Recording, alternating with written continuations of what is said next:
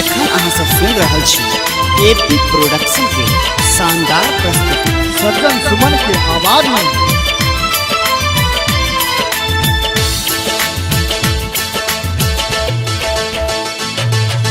जान तोरा ले जहान तोरा ले जान तोरा ले जहान तोरा ले ते जब मैया अपन परान तोरा ले ते जब मैया अपन परान तोरा ले ते जब मैया अपन परान तोरा ले ते जब मैया अपन परान तोरा ले जहान तोरा ले ते जब मैया अपन परान तोरा ले ते जब मैया अपन परान तोरा ले ते जब मैया अपन परान तोरा ले।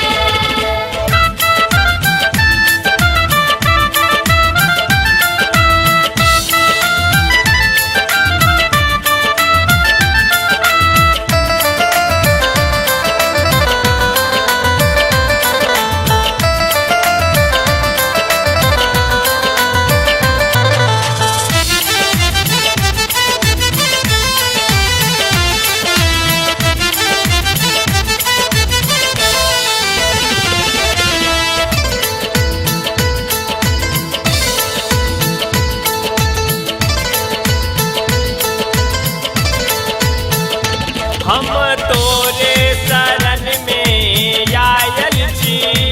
दर्शन दे मैया हम ता बोरायल छी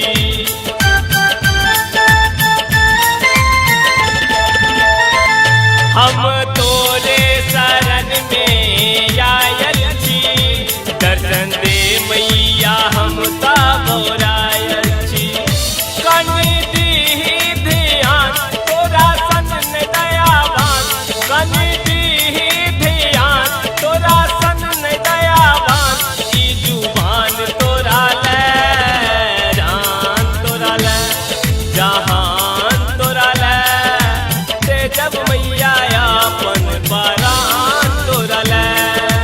ते जब मैया अपन परान तोरा ले ते जब मैया अपन परान तोरा ले।